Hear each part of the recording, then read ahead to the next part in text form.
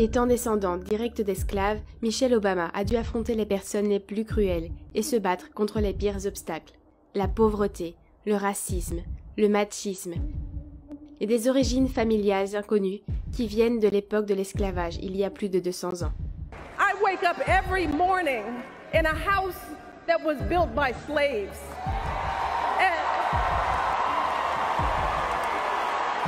And I watch my daughters, two beautiful, intelligent black young women, playing with their dogs on the White House lawn. Michelle Obama a avoué qu'elle avait eu de la rancœur en retournant dans l'école de son enfance. L'ex-première dame des États-Unis n'a pas pu s'empêcher de s'émouvoir en se souvenant de l'une de ses premières désillusions.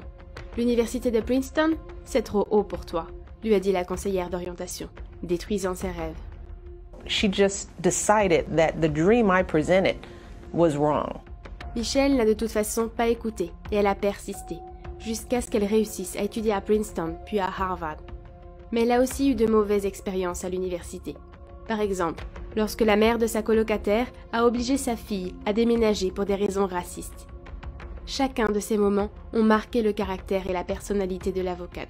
Et c'est pour cela qu'elle est si émue chaque fois qu'elle pense à ses origines inconnues et à cette ancienne et modeste maison où elle vivait dans le sud de Chicago, où elle habitait avec ses parents et son frère Craig à l'étage du haut, alors qu'à l'étage du dessous vivaient 7 autres membres de la famille.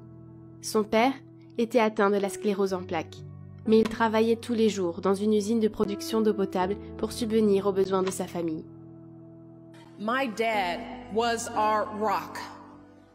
And although he was diagnosed with multiple sclerosis in his early 30s, he was our provider.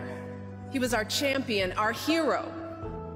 Son père, Fraser Robinson, est décédé en 1991, une des plus grandes douleurs de la vie de l'avocate, laissant un souvenir inoubliable dans la vie de Michelle. C'est pour toutes ces raisons que Michelle n'oublie pas ses racines.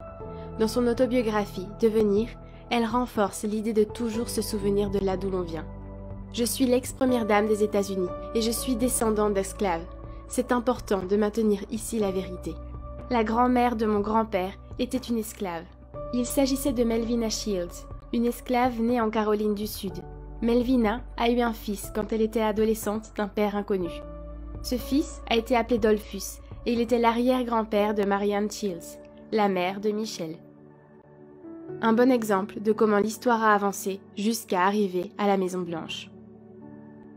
Es la figura, ¿no? Es el modelo de una mujer que viene de un proceso de mucho desgaste social. Michelle a dit qu'elle ne veut postuler à aucune charge politique, mais son histoire et ses capacités l'ont amenée à être l'une des personnes les plus influentes du monde.